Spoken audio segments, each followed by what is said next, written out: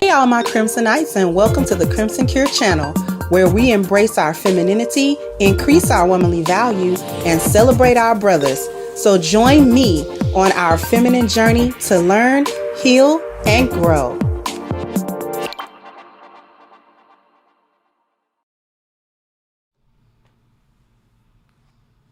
Hey, hey, hey!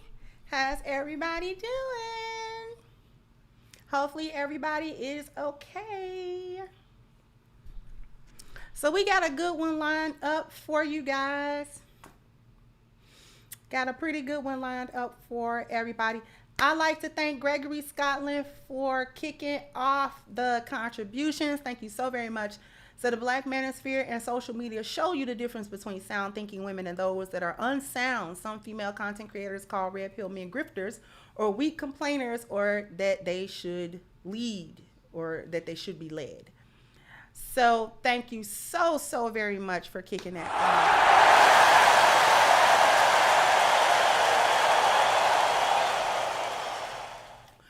So we got a clip, of course, if you see the thumbnail. The lady is Princella Clark. She's been most recently known as Auntie, because that's what they called her on the Fresh and Fit when she showed up on Fresh and Fit. And she has a YouTube channel called I think Queen Maker or something like that. And like I said before, Princella has been on social media for quite a while, before I was here actually. And the thing that I'm kind of confused about is who dubbed her the female Kevin Samuels. None of her talking points align with Kevin Samuels' talking points. So I'm not getting who started that piece. Like, what she talks about is something very different than anything that Kevin Samuels was ever talking about. So I'm not real sure how that came about. The High Powered Podcast, exactly. That is what it is. Queen Maker is just her moniker, or one of them. Thank you, M.I. Master said, Priscilla, the Femininity Killer. She is whoever can't tell she's a stud, I don't know, you know what I mean?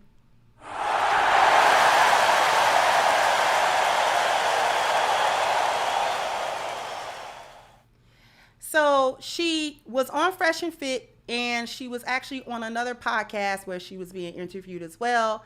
This, what I'm about to show you, is a snippet of a snippet.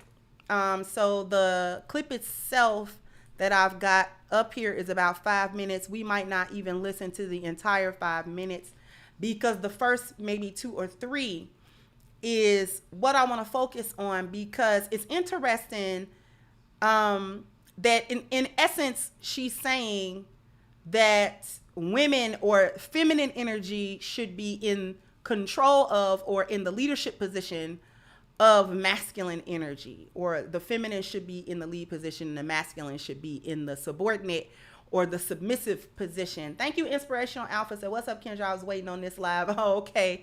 I see people were waiting on it. Okay. And so obviously this is wrong. Feminine energy is not in the leadership position. Really, it's an exception to the rule that masculine energy is always in the leadership position.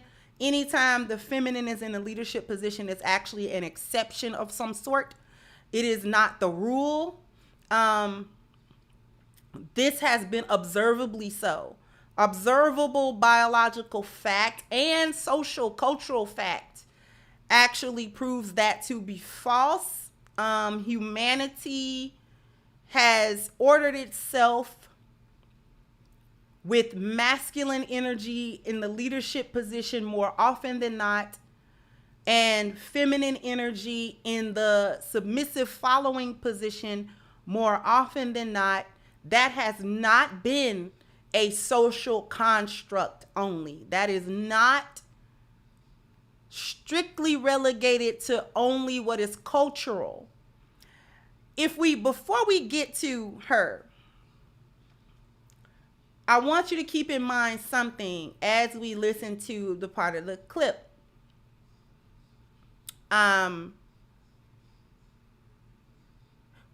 what we can't ignore is this: biology, culture, and environment. Biology is the building block for the other two things, so that cultures are created and shaped and molded based upon the biology, or what is understood to be true biologically for a group of people. Okay? So when you get a group of people together and they're going to create a society of any type, the first thing that they do is they come together on a consensus about what their biology is. Okay? The gender roles are not a result strictly of social pressures or social constructs. They became interwoven into culture because of the biological and psychological and physical makeup of men and women. So that's the first thing to understand, that gender roles are not something that just came about because of religion, or just came about because, men wanted to be in control, or it just came about because of any other form of a social construct. It is originally based in the biological makeup of men and women. Okay? Not only their physical makeup, but also the psychological setup and the differences between men and women. And it is only because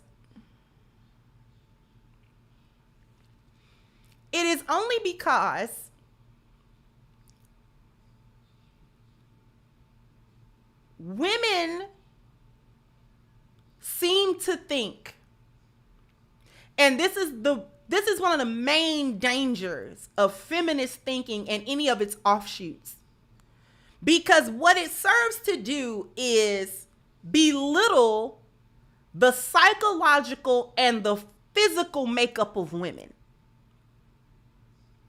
And then it attempts to create competition between the feminine and the masculine where there is no need.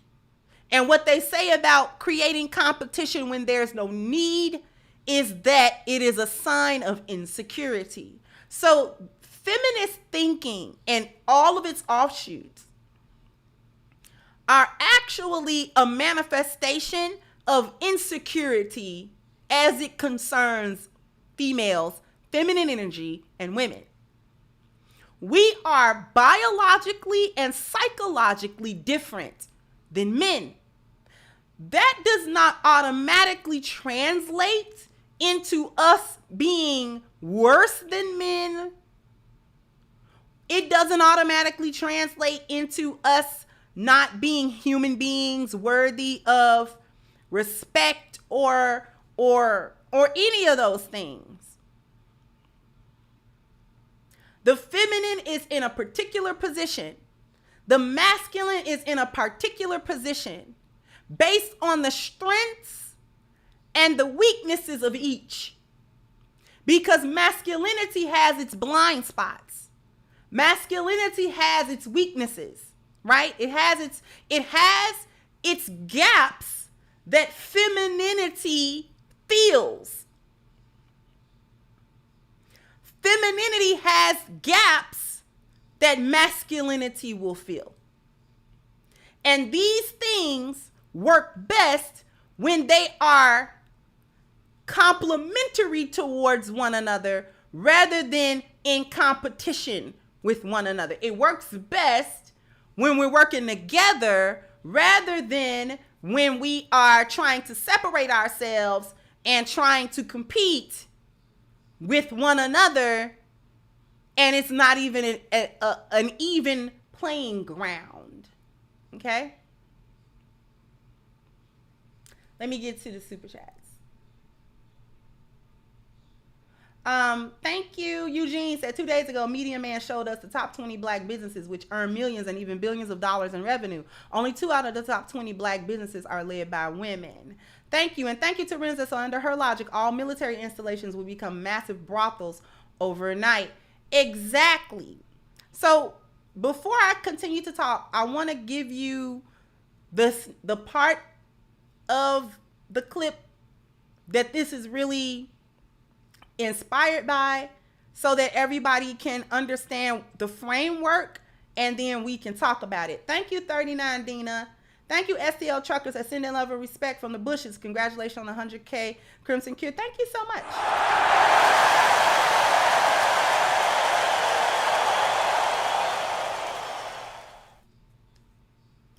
All right, so we're gonna go ahead and share, and we're going to start it over a little bit so that you can hear what she is saying. It was all on me. And then I had to sign for all of my platoon's equipment. I was responsible for all their stuff. The male don't want to be responsible for nobody, not even himself. He wants to blame her for everything and then say, I'm the leader. Baby, if you the leader, it's all on you. It's you. And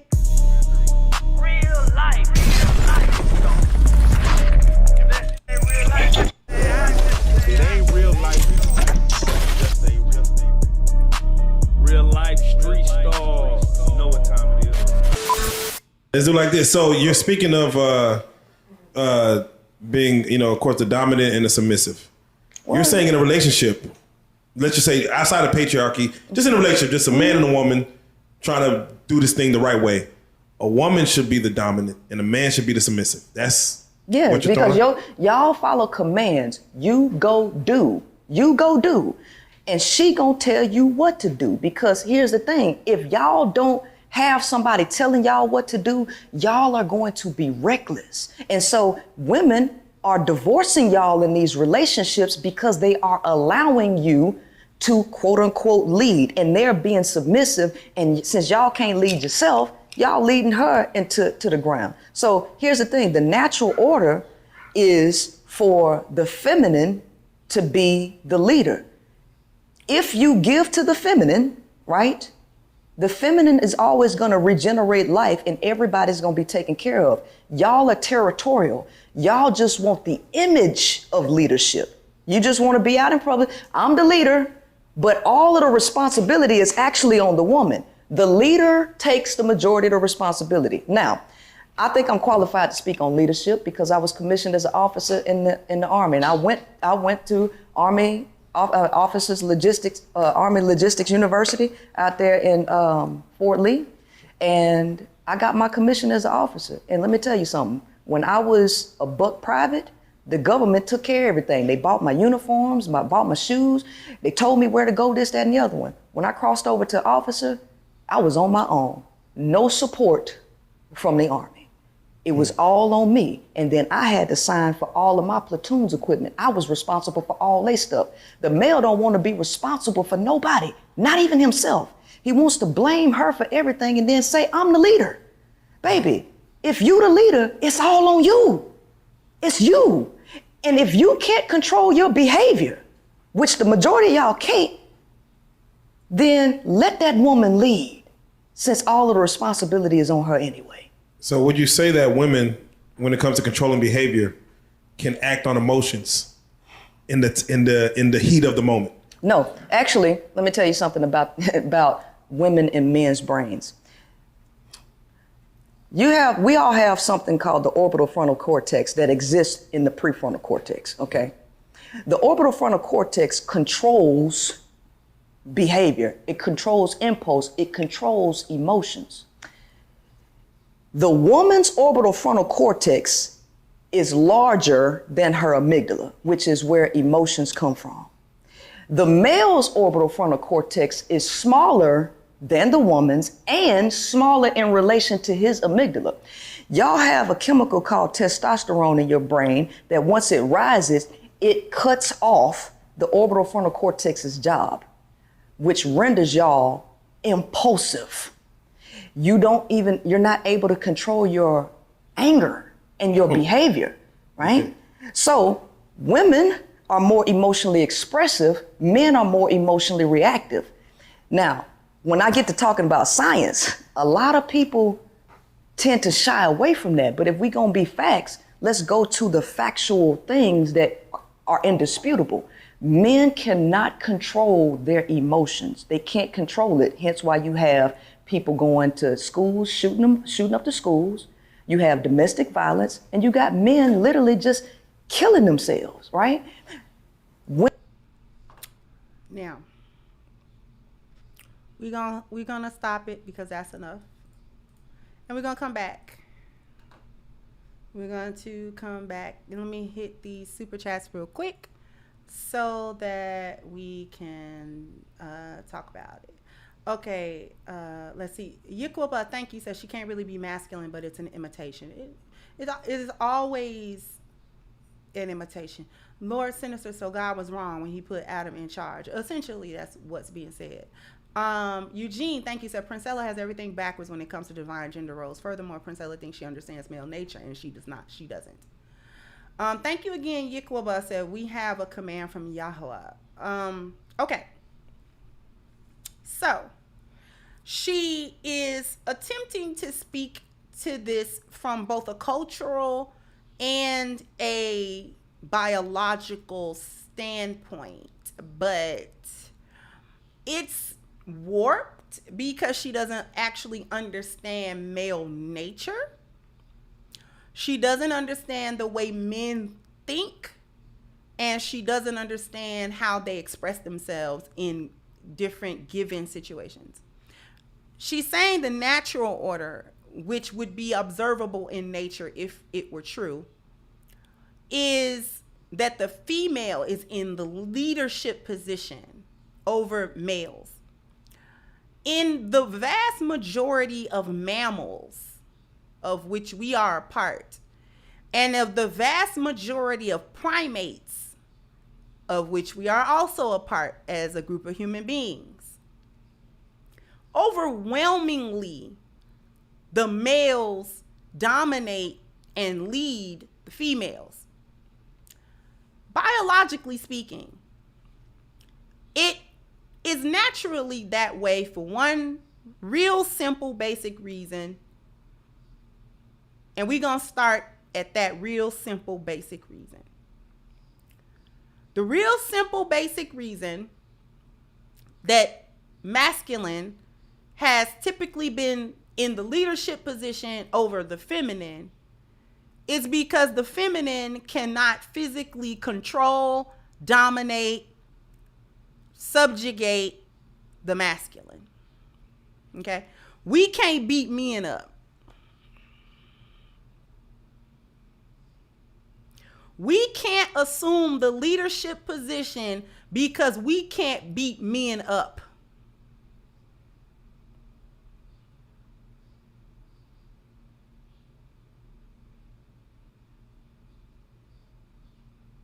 The vast majority of women, by and large, you pick any woman, and then you pick a man randomly with your eyes closed.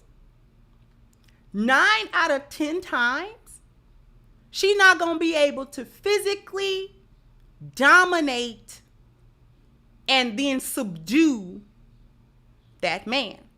She's not going to be able to do it. Because when you are in the leadership position, that's where it starts. You can't beat me up. If it came to it, you could not control me if you tried. And that starts with physical control. You could not control me biologically. You could not control me biologically. Because if women were better leaders than men, the Carlisha Hood situation would have turned out very differently. Very differently. See, she could not dominate that situation because she couldn't physically dominate it. She couldn't physically dominate the man. So she couldn't tell him what to do. There was no fear of anything that she could have done. None at all. None at all.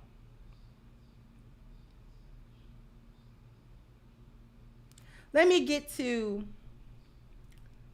back to these super chats.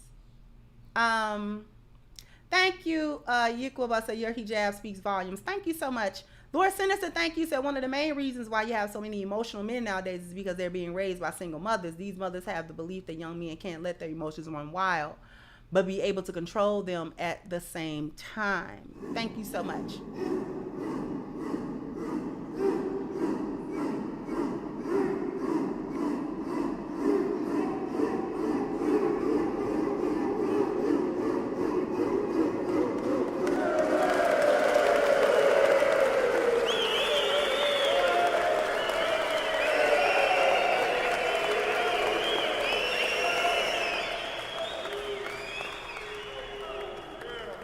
And thank you, my good sis, done popped through. Always good to see the good sis, Danica. Thank you, sweetheart.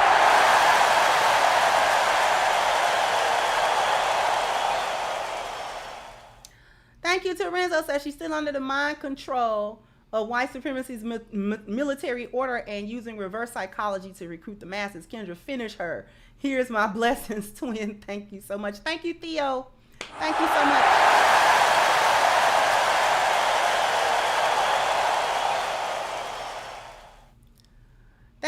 Thank you, Miss Jordan. Okay. So we're starting with the biological truth. The feminine cannot physically dominate the masculine. We can't beat men up. We need protection from them by them.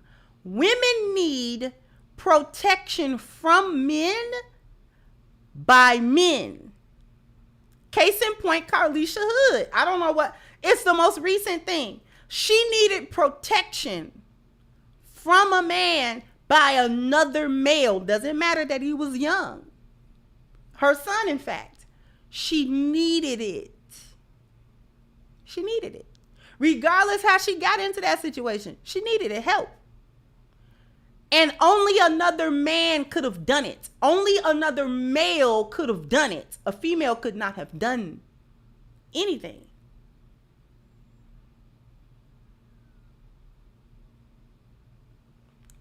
Thank you, Snoop. Say everything she learned about leadership in the military, she learned from a man. Thank you. Thank you, KW Don. Said Princella would lead black women off a cliff, and right before they fall to the bottom, she would pick their pockets for whatever they have. Women need protection from men by men. The reason why I'm saying she don't need protection from women by men is because women and women can be on the same playing ground sometimes, most of the time. But not women and men. So that's rule number one. That's the observable, quantifiable, biological fact is that even if we use the lioness analogy that we like to use here on the Crimson Cure channel, right? Thank you, Dale.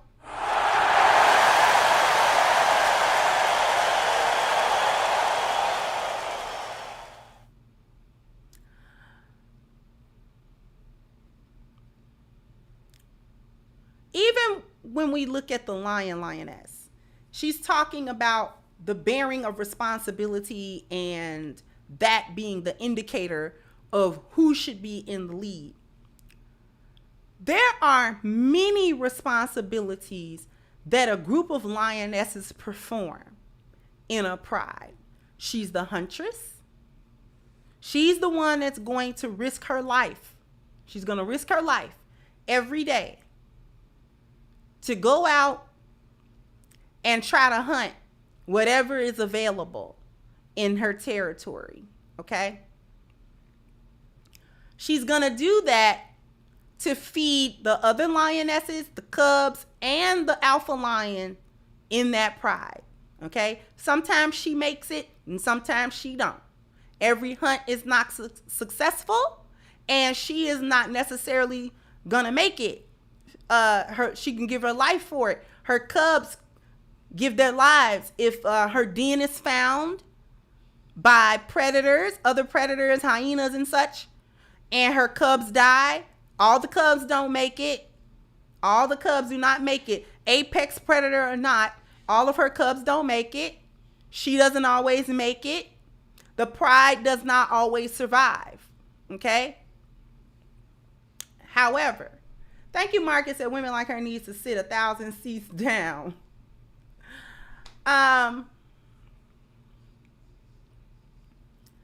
But the responsibilities of the lioness are many. Okay? She's got the responsibility of hunting. She's got the responsibility of raising and rearing cubs. She's got the responsibility of the holding together the social bonds between herself and the other lionesses in the pride. Many times lionesses are related to one another. And she's got the responsibility of becoming sexually available to the alpha male when it's time for heat and things of that nature, when it's mating season and things of that nature. Okay, so she's got a lot of responsibilities, but she's not the leader, and she's not qualified to lead. And one of the main reasons that she's not qualified to lead is because he is necessary for the structure of the pride to even exist. The male is necessary because he actually creates the structure of the pride. He sets that up. He is also responsible for the physical protection of that pride. If you ever notice, a group of hyenas are not all that fearful of lionesses. They are particular around lionesses because lionesses are still lions. But at the same time, a group of hyenas are more readily to challenge a small group of lionesses than they are to challenge one lion. Okay? So a group of hyenas will try their luck with a couple of lionesses. Okay? They'll go after her and they'll nip at her heels. They will outright attack her if they think she's alone or if it's enough of them or whatever. As soon as that male shows up, she doesn't have, the hyena clan, the entire clan, does not even have to see him. If they hear him at distance and sounds like he's coming their way, they're out of there. Because they understand that one male lion can decimate a hyena clan. One male can do this. He's capable, especially if it's not a huge clan or the matriarch is weak. If he kills her, because that's usually the male tactic, find the matriarch and break her. Kill her if necessary. Send the clan into disarray. Kill as many as he can or kill the cubs of them. Okay? This makes the clan have to regroup. They are no longer a threat after he does that to them. Lionesses don't do that. If other lions, other male lions, without the guidance and the protection of the male, the capable male, other male lions will kill her cubs, force her to mate with them,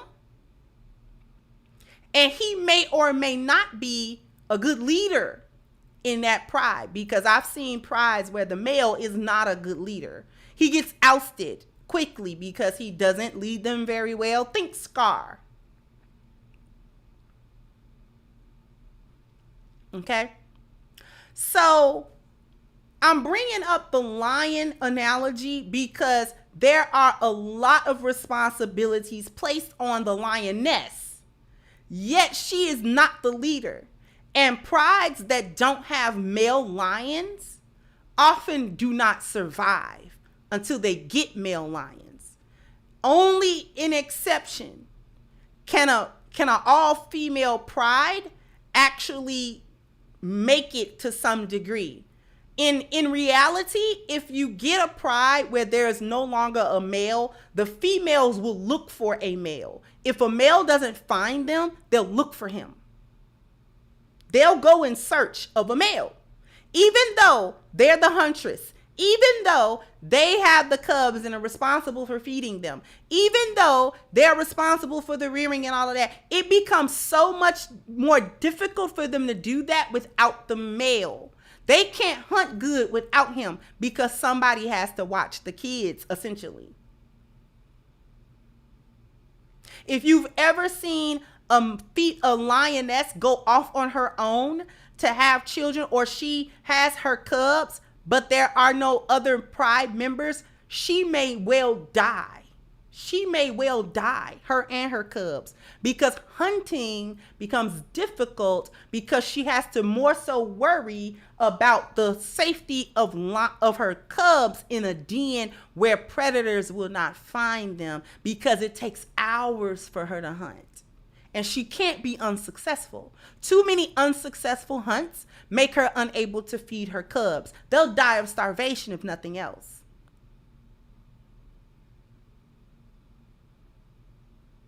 So even though she's got a lot of responsibility, she can't be in the leadership position because it just doesn't work.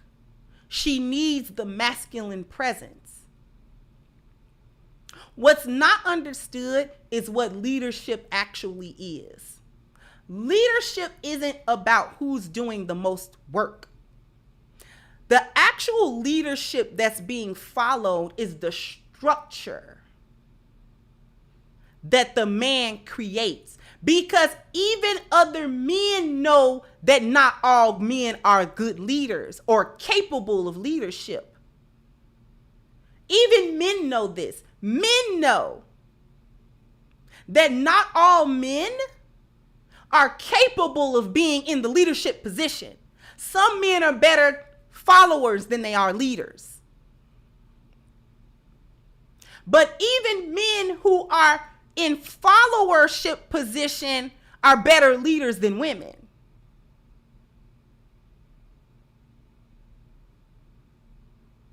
Because they, in their followership, will follow other men. They'll pick a higher masculine to follow, which is why men create hierarchies with themselves. That's what the pecking order is. That's what that is. Every time men get together in a group, especially a group that's constantly going to be together, in order to create the order that they need to have, a hierarchy must be formed and then stuck to in order for things to get accomplished. The masculine has order. The feminine has chaos, which is another reason why the feminine can't be in the leadership position. There's actually nothing wrong with it. We're supposed to be chaos. Chaos just means the absence of order. A female's chaos is actually a good thing. It's a good thing, it can be. Put in the right circumstances, the chaos is nothing more than the ingredients for order. We're supposed to be chaotic. We're supposed to be emotionally driven. This helps us better connect with children. This helps us better socialize with one another. And this better helps us to connect with men as well on an emotional level. That's one of the gaps that femininity fills for masculinity. We are designed to take care of his internal emotional world because that's our wheelhouse. That's what we do. We manage energy. We have an abundance of it, an abundance of chaos. That's what we have. It's what we do. And there's no problem with that. It's not a problem in and of itself, not a problem. Even if we go to the spiritual conversation, the first energy that the Most High works with is feminine. But it's not the leadership. It's the ingredients. The Most High dealt with the chaos first. Chaos just simply means no order was brought to it. It was all there. No order was there though. But what did the Most High do to it? He didn't leave it without order. He introduced order. That would be the masculine. The introduction of order. He didn't get rid of the chaos. He didn't get rid of darkness. He introduced light to it. Because darkness still exists. As a matter of fact, we can't appreciate light without appreciating darkness. You can't appreciate order without appreciating chaos. That's how we know the difference. I don't want to get too esoteric though, because this can actually be done biologically, physical. We can talk about the physical biology here, but we can also extend that into the cultural piece. This is how we come up with cultures with gender roles in them, and why those gender roles have generally been similar to one another, no matter what era of mankind we're talking about, nor what civilization, nor what part of the world or time period. Typically speaking, there has always been some form of patriarchy where the men are in control and in leadership position, and the women are in the submissive following position.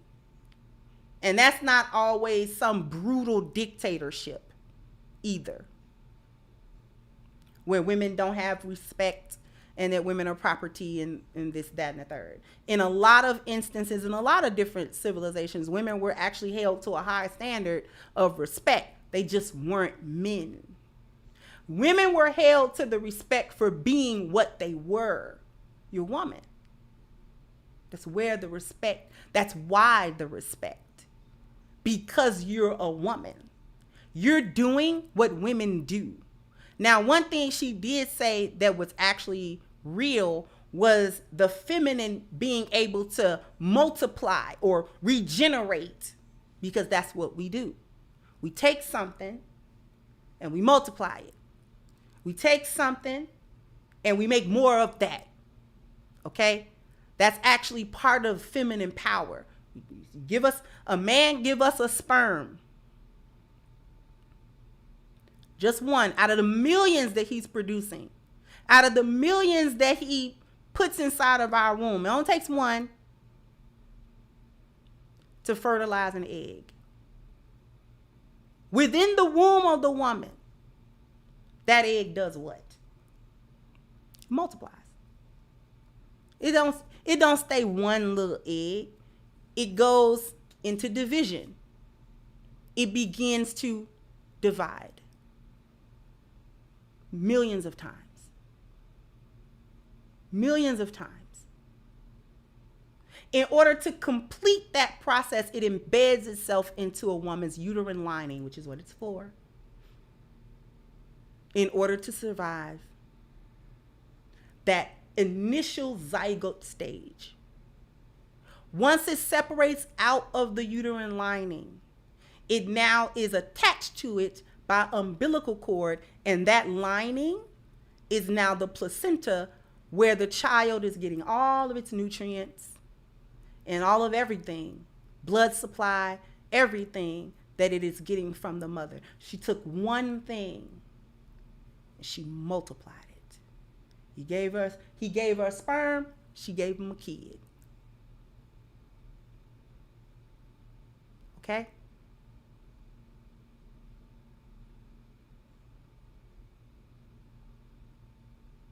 That's what women do. If you give me the ingredients, a couple of eggs, a couple of this, a little bit of milk, I'm supposed to come up with a dinner. Something that not only feeds me, but you and our children. You give me a couple of things, I multiply that, I make something else. That is the feminine job. So she's actually correct about that. But that doesn't put it in competition with the masculine. That doesn't put it in competition with the masculine. That doesn't make it better than the masculine. Why would it then go into competition with what is masculine just because that's not the masculine job? We don't give men eggs and then they come up with kids. They give us sperm and then we come up with kids.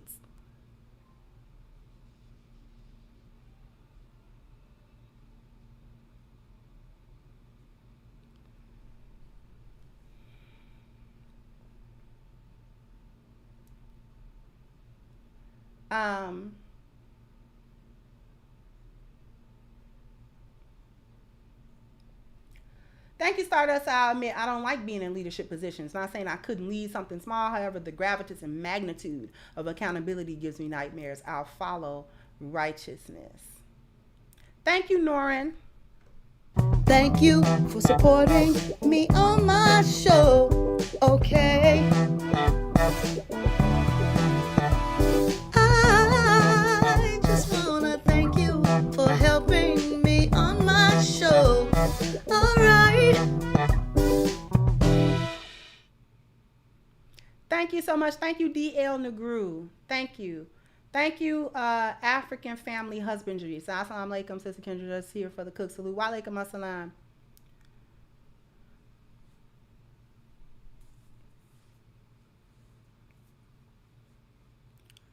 So she actually, I agree with her on that point, that particular point, that women take things, that is the job of the feminine. To take something simple, multiply it, make it more complex, give you more. And that's fine. That's part of feminine power. That's a part of what we do. It doesn't need to be in competition with what men do. Men do what they do. Because one of the things that she was saying, which actually contradicts her point, was she was saying that men go do. That's the whole thing. Men do, women don't. The masculine, I told y'all before, the masculine is a kinetic energy. The feminine is a potential energy. That's true biologically, even on a cellular level. This is true. And I've stated this so many times before. Thank you, Almanac. An egg doesn't get fertilized without the sperm. That's the part they want to skip over. I'm over these heifers talking about out the side of their neck. Thank you, sweetheart. And it's true, right? Even biologically, a man's sperm is kinetic. His sperm moves on its own. It is capable of locomotion. Eggs are pushed and pulled. Eggs are pulled from the ovary, pushed through the fallopian tube into the uterus where it waits. It doesn't do anything else. It just waits. It waits to be fertilized. That's what it waits to do. It just waits. That's what your period is. An egg that didn't get fertilized and a uterine lining that did not get used sheds itself and the process starts all over again. That's why it's called a cycle.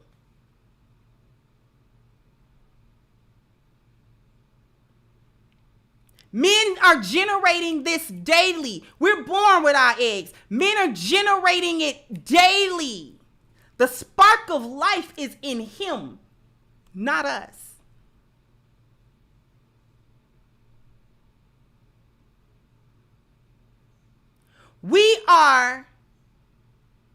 Our job is to caretake the life, incubate the life, and too many modern women don't like that because they think that is unimportant. On the one hand, they take pride in it, but only if they think they can say that women make life. That's the only time they take pride in it. They don't like it when we talk about the biological truth that the egg is waiting. It is potential. It does nothing on its own. It takes the sperm to seek out, to go through a treacherous environment, which is a woman's vagina, to get to her uterus. The vagina is actually a hostile environment for sperm.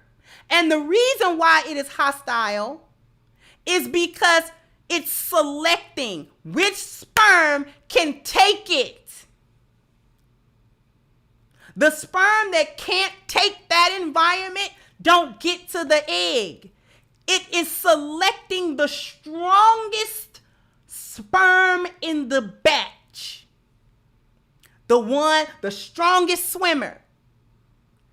It doesn't have any deformities. It doesn't have two tails. It doesn't have two heads. It's the sperm with the best possible. It's the strongest one.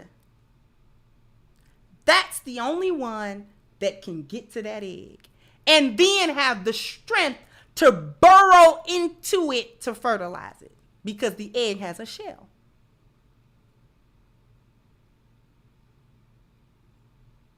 This is a woman's hypergamy on a cellular level. Do we understand that?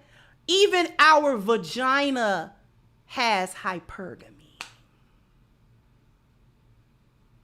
We don't even have to think about it. We hypergamous from the sexual standpoint, from the biological, cellular standpoint. We hypergamous. We only want the best one. Even our physical bodies will do it. It's not even conscious.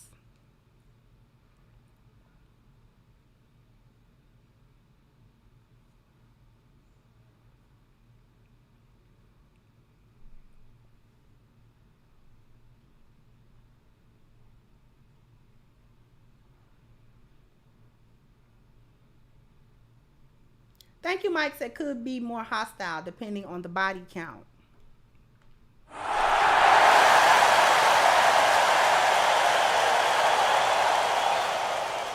Thank you, Timothy said thank you for all you do, Sister Kendra. Too many of our people are caught up in the feminist cesspool. May God continue to the strength to do his will. Thank you so much.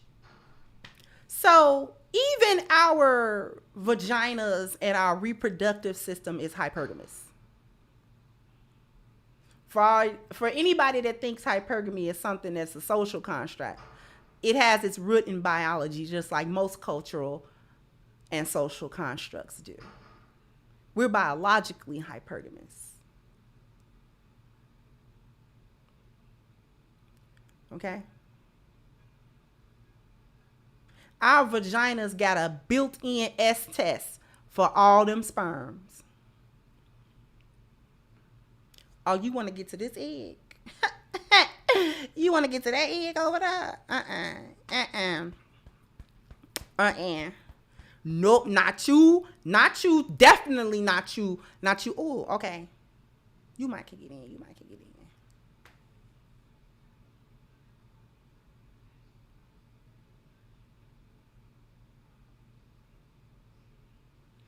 Thank you, Tauros. I ain't fooling me. That's Amanda Seals as a tomboy.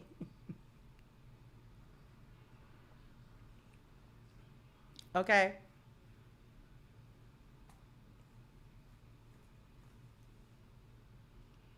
Right. So that is what the feminine is supposed to do. We're supposed to take something and then build it or build with it. That's why we out of order. That's why we out of order as Black women, because we have lost sight of the feminine position of taking something and then building it or building with it. Our men can no longer give us something, whether it's good or bad, and have us multiply it.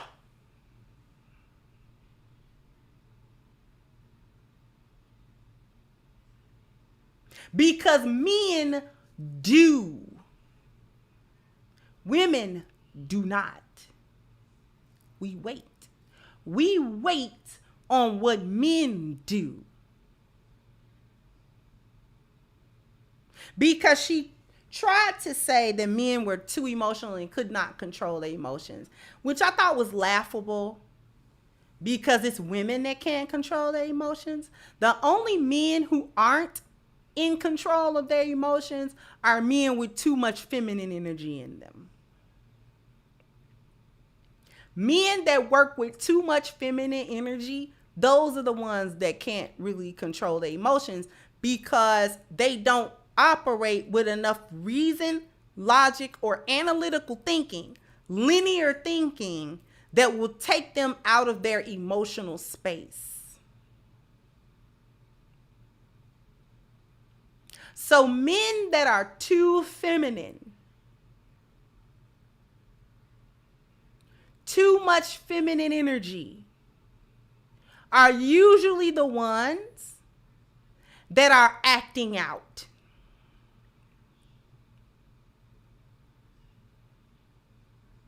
Case in point, the dude that was fighting the Carlisha Hood woman, way too much feminine energy in there.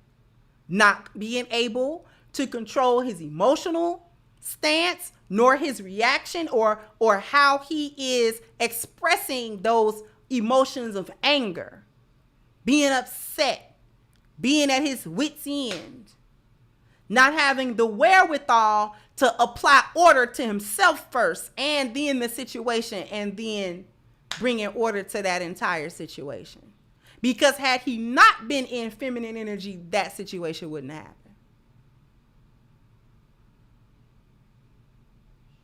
But that's why I called him a son husband. Yeah, son husband. Good. Way too much feminine energy. When I seen a picture of the family members that were mourning him, I didn't see no men.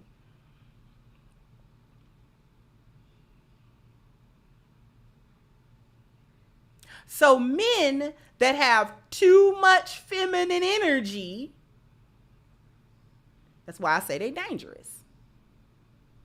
Because they actually don't control their emotions very well.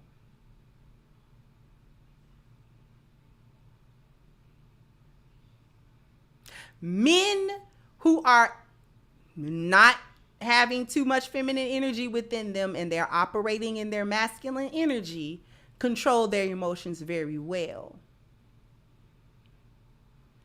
Because when things happen, their first response is not an emotional one. Their first response, and this varies from man to man depending on how much order he has within himself. How much can he think in terms of order? I've seen men be better or worse at this. But when things happen, particularly traumatic things, or when things happen that are surprises and not good ones, he has to make a quick decision in a serious situation or a deadly situation or a dangerous situation or something like that. He can't afford to react emotionally. He has to react with his logic. Else too much chaos. Too much chaos ensues when he can't do it. This is what real leadership is.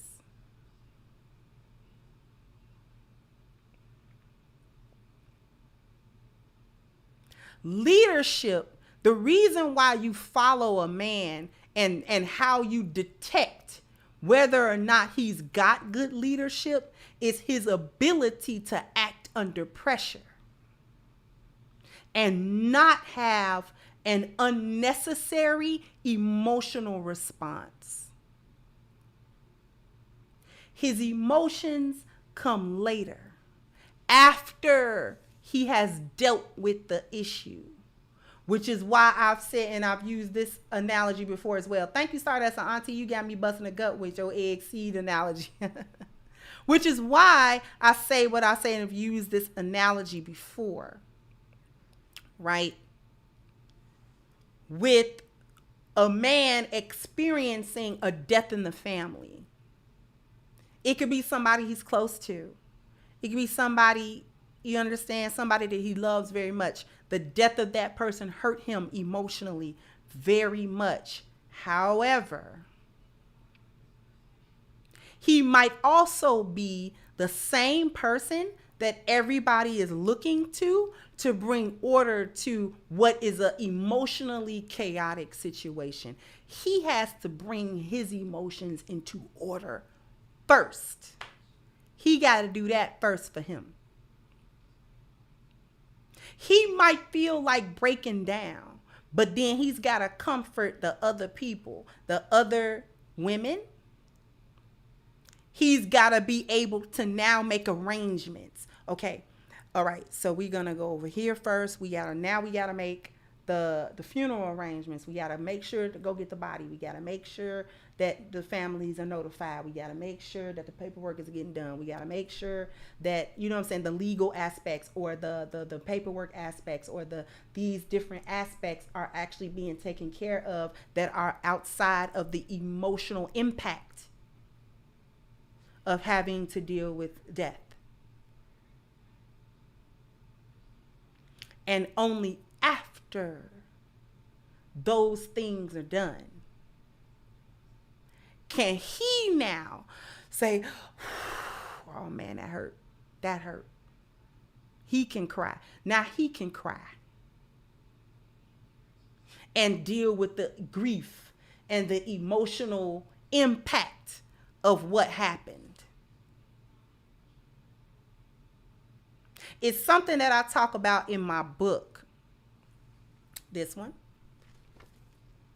Reclaiming the Black Feminine Lies of Feminism and the Road to Recovery. I actually talk about the difference between men and women's emotional setup. It's not that men don't have emotions. It's not that they don't feel them. But if the men that we are looking at are in leadership positions, or we look to them to handle or to make sure, I like to call them filters. Women have their emotional filters on the top and then their reason and logic filters towards the bottom. Men have their reason and logic filters towards the top and their emotional filters towards the bottom. So that when emotionally impactful things happen, women first go, we feel it first. We feel it. We feel the energy of it. We feel whether it's happy or sad or stressful or anxiety or joyful or whatever it is. We feel it first. We work through the emotional part of it. It might make us cry. It might make us, whatever it makes us do. And that's fine. And then we can tell you what we felt about it faster than we can tell you what we thought about it. Men are the opposite. Men can more tell you what they thought about a situation, and later they can tell you what they felt about it. Because when something happens, he can't afford even the short time that it would take to go through his emotions about it. If somebody presents an immediate and sudden threat to him, his family, his children, his wife, he can't be worried about what he feels about this threat. He only now must think. He must think. His problem solving has to go like that. Lightning fast problem solving he has to have. The better a leader that a man is, the faster he can go through this process. Men who aren't really good leaders are slower at the problem solving process, which is what makes them not as good leaders, because under pressure, his problem solving has to be lightning quick.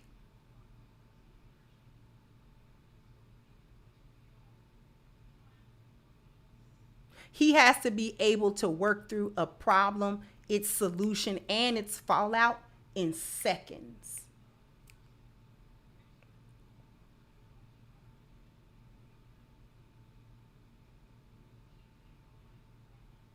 And he has to be able to prioritize that. He has to be in a position to think, I know that the fallout is going to be bad, but that's a risk that I have to take because these actions must be done first. And I just have to cross those bridges when I get there. Women can't do this. The lightning quick problem solving, because we actually need men to help us with that. We need men to assist us here.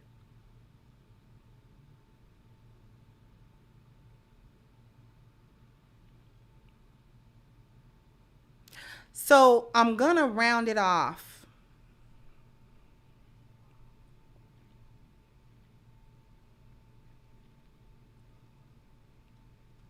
Thank you, Miss Lou Casey. Thank you, the Harlan. So for me, and it's not about what we feel. It's about what's going on. Exactly. Thank you, Snoop. So it reminds me of Don Cheadle's character in Rosewood. He hid inside his mom's coffin to survive. He mourned her once he was out of danger. Exactly. So we can't, men just do it differently. Thank you, Gabriel. Said women want to take the lead to flex until it's time to take the blame when it goes wrong. Then it's the men's fault all of a sudden. Umar, exactly.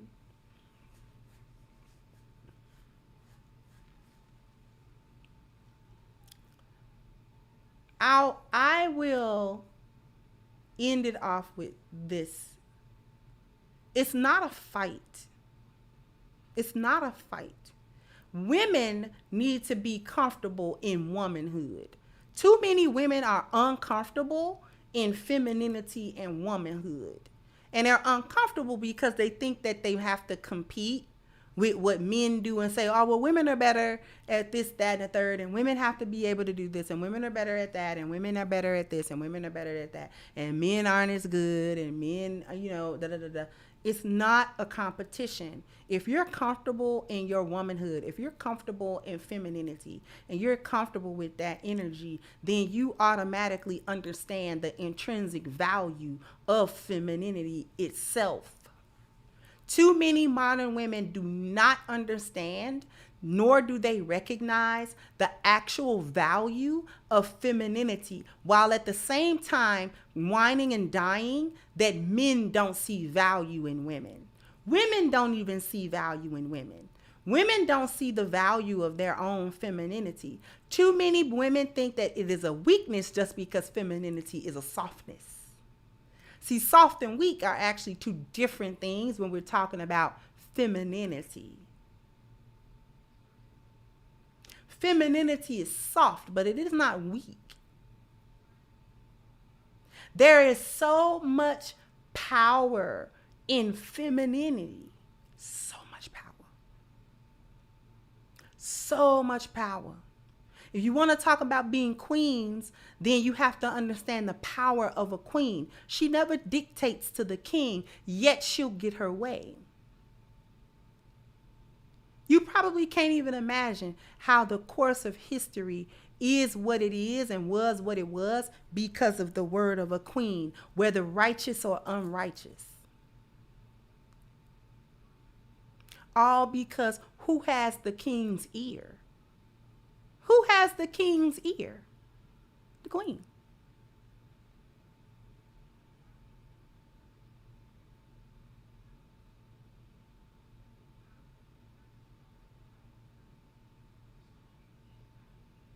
Who can pillow talk that dude? The queen. She pillow talking him. His advisors ain't pillow talking him. She pillow talking him.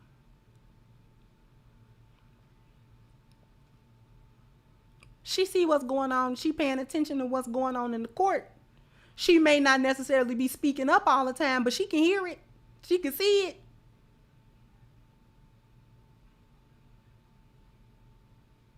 Women wasn't always somewhere sitting around, moping around, and not being a part of things. That's how white folk portray the medieval times, king and queen. That ain't nothing to do with us.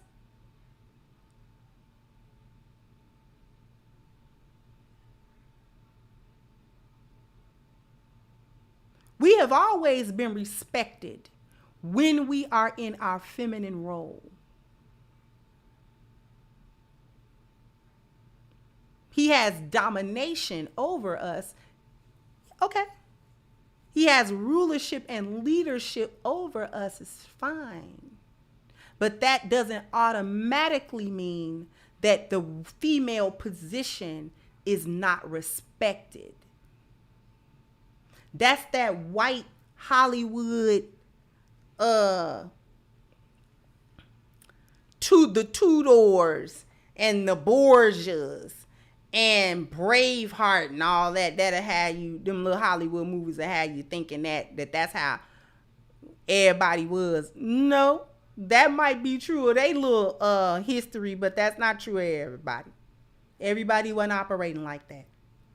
Thank you, Stefan said, Kendra, can you please talk about the contract between black women and the white man? I've covered that so many times. Maybe another time. Thank you to Renzo. So I walk the valley, the shadow of death. Is sperm traveling through the vagina to the golden egg to reassemble oneself and rise when birthed by father Henry, a.k.a. Henra, the rooster. That star is Hermes, the messenger of words, Gemini, the lover. Thank you so much to Renzo.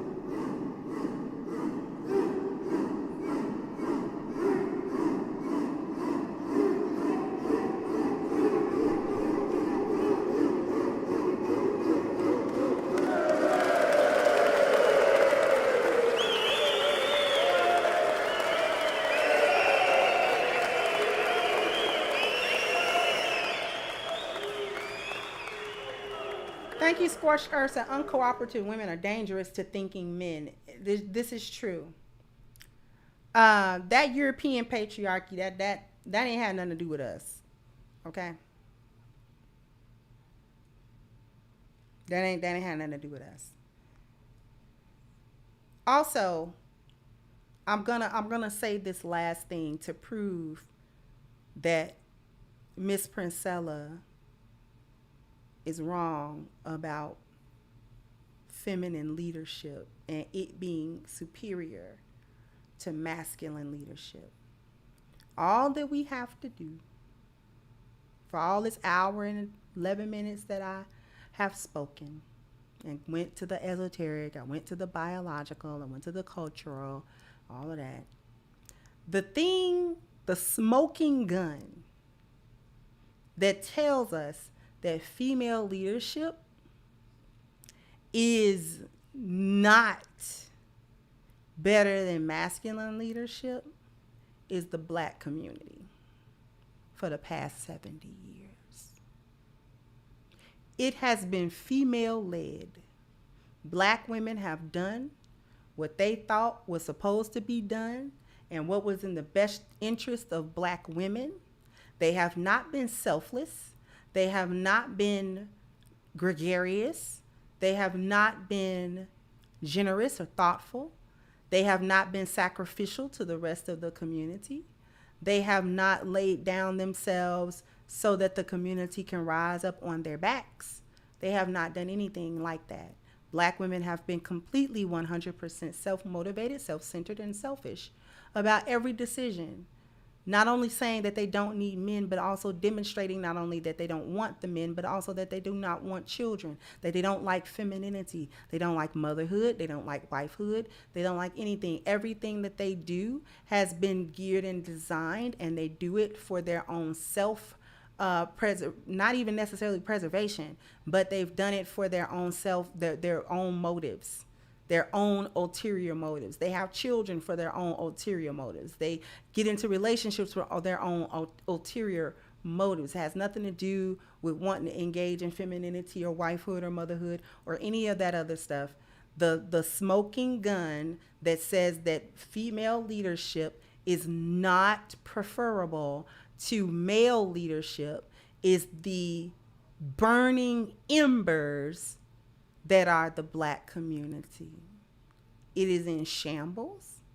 There are no family structures. There are no communities. There is no generational wealth. We are not raising healthy, well-rounded, well-adjusted children. We are not raising well-adjusted males or females.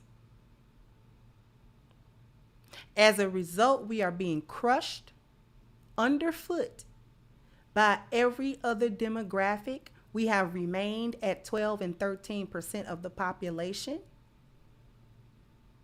because females, again, are thinking of their own selves. They go and delete children at every Planned Parenthood that they can get their hands on. There's no foresight. There's no working towards the future for everyone, to the benefit of everyone. Women are completely selfish because that's the nature of women. Women are selfish. And Black women have demonstrated that in the most toxic and deplorable fashion over the past observable 70 years in this country.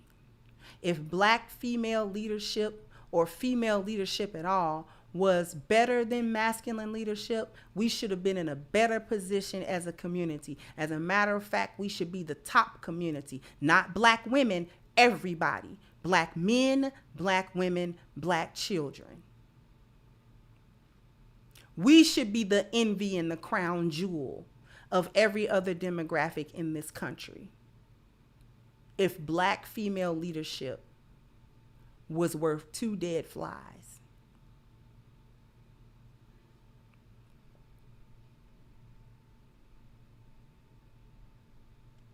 Thank you, Miss Lucasely.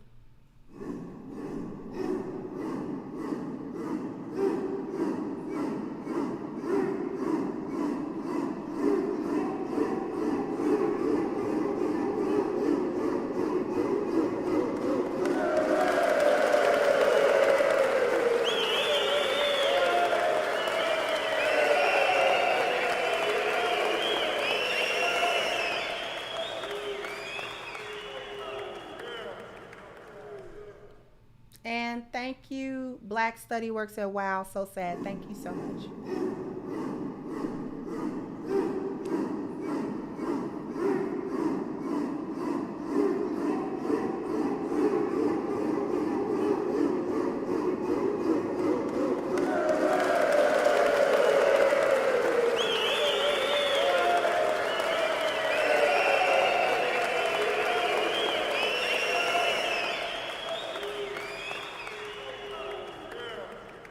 So with that being said, I'm going to go ahead and wrap this on up. I want to thank everyone for their contributions.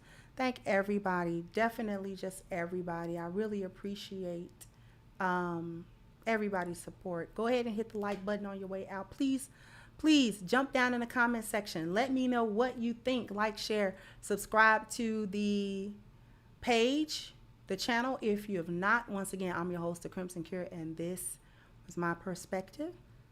Bye-bye, Crimsonite.